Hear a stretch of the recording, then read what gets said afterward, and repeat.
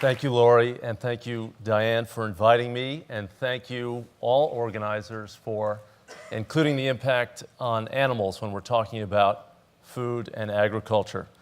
As Lori mentioned, I feel very privileged to serve the Humane Society of the United States. This is our logo, and you can see it consists of 19 different animals in the shape of the country. We work on all animal issues, and we work on a national scale, not just conducting rescue, which is so important, but inevitably deals with the symptoms of the problems, but looking to prevent cruelty and looking at the broadest, biggest issues of our human relationship with animals. And one of the central questions that we confront at the Humane Society of the United States is the incredible moment of contradiction that we live in now in our society. With so many expressions of love and appreciation for animals, but so much cruelty occurring on a vast and industrial scale. I did write a book called The Bond, and the thesis of this is that there's a bond built into every one of us that gives us a head start in doing the right thing for our fellow creatures. All kids have this connectivity to animals, and all of us here at some level have a connection to other creatures. We have so many expressions of this bond and appreciation for animals in our society. 2/3 of American households have dogs and cats, 171 million dogs and cats. We let our cats on our kitchen tables. We sleep in the same bed as our dogs. There are another 140 or 50 million pets in our households. There are more pets than people in American households.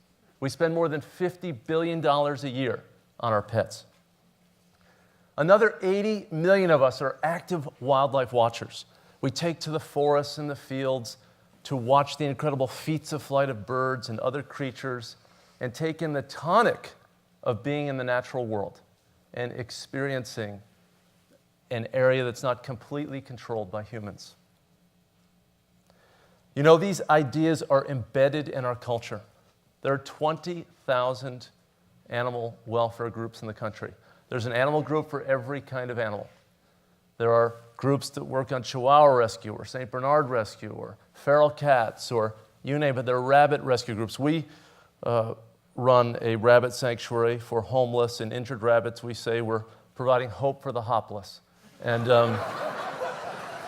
there's an animal group for every kind of creature. And of course, there are farm animal groups, and there are groups that are thinking about every sort of creature in crisis.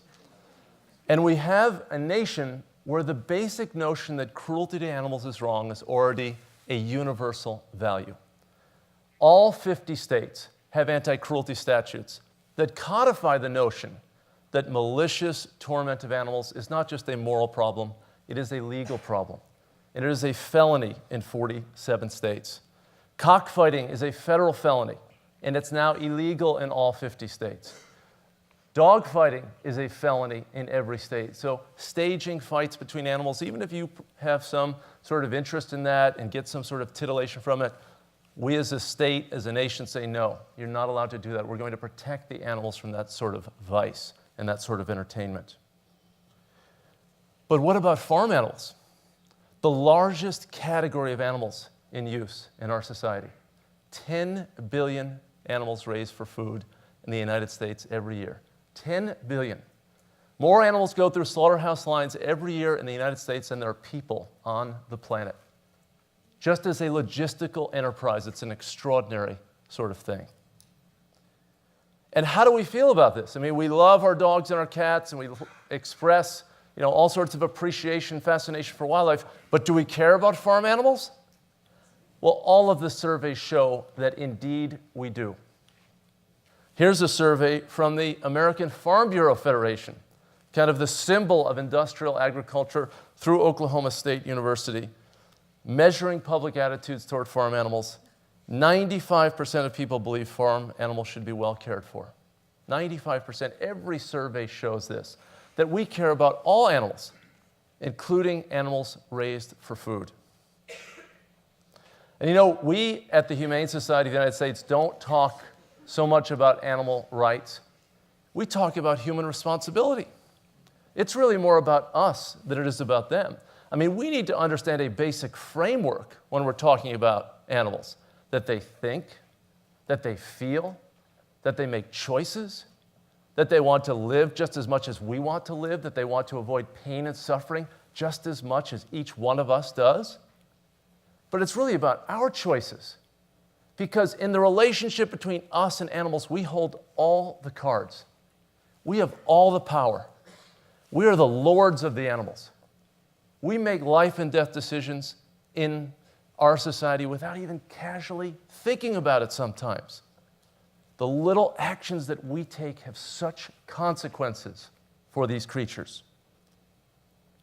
And one of the greatest disconnects that exists in our society is our relationship with animals and what we think we believe and how we act in this world, where animals are not just a sidelight to the human experience. Whether we realize it or not, they're at the center of the human experience. And they've always been at the center of the human experience. And are we syncing up our values and our beliefs with our conduct? You know, this is a barren battery cage. 280 million laying hens in the United States, and 95% of them are in these barren battery cages. 6 or 8 birds jammed into a cage. Each bird, under the industry standard, has 67 square inches of space. Now, this is an 8.5 by 11 piece of paper. 8.5 times 11 is 93. So 67 is 2/3 of this page.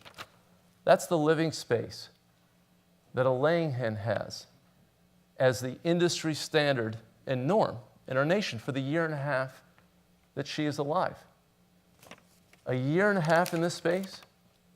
I mean, it's as if 8 or 9 of us were in an elevator for our whole lives. Imagine after 5 or 10 minutes how you'd feel stuck in an elevator. Imagine if you were stuck in there for the whole day or a week or a month or a year or 1.5 years. I mean, are we this uncreative when it comes to agricultural practices? Are we this miserly? Are we this oblivious to the needs of other creatures? To do this sort of thing to them?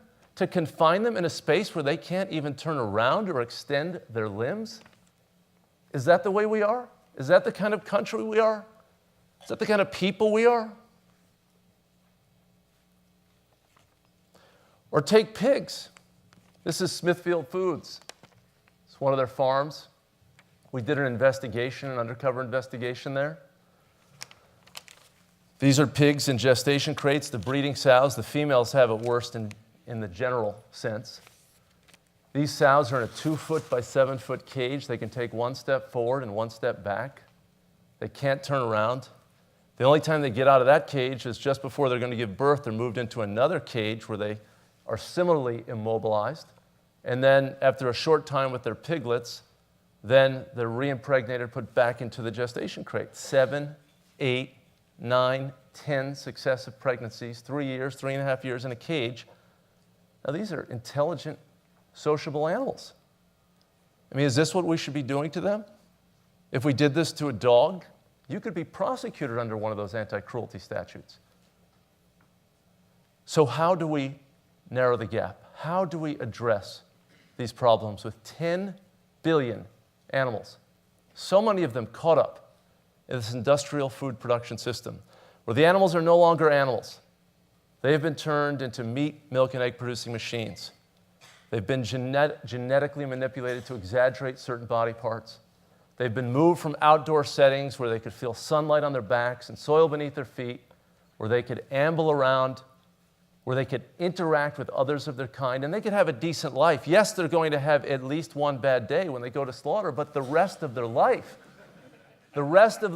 does not need to be one of misery and privation. And of course, the answer is human creativity and innovation, which has solved so many things and made moot so many past problems through the advance of entrepreneurial activity and imagination. This is an aviary system where these laying hens can actually, to some degree, they can act like laying hens. They can perch and can get up in a high place. They can go to a nest box and lay their egg. They can move around. I mean, what a radical notion that animals built to move should be allowed to move. Or pigs. Fred talked about this. I mean, these animals, they want to be around others. They live in a herd environment, but there are limits to the herd. I mean, you don't press them together side by side.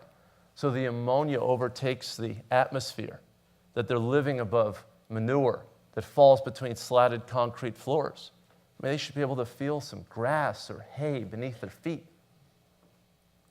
And the science is clear on these issues. I mean, our common sense leads us in the right direction. This is a Netherlands study about a variety of different egg-laying hen production systems. You can see that the cage system, the Barron battery cage, on a scale of 0 to 10, doesn't come in at 7 or 8, something that's a little deficient. It comes in at 0. 0. The barn system, again, not free range, comes in at 5.8, an aviary system, the one that you saw, at 5.9. I mean, these incremental improvements, little decisions for us that are entirely inconsequential in our lives, mean everything for these animals, everything for them. Temple Grandin, there was a movie about her on HBO. Here's Claire Danes as Temple Grandin. She says, I feel very strongly that we've got to treat animals right, and the gestation stalls have got to go. The Pew Commission on Industrialized Farm Animal Production took a look at all of these issues that we've been talking about today. And they looked at the issue of the overuse of antibiotics and the manure management systems and the effect on rural communities, and they looked also at animal welfare.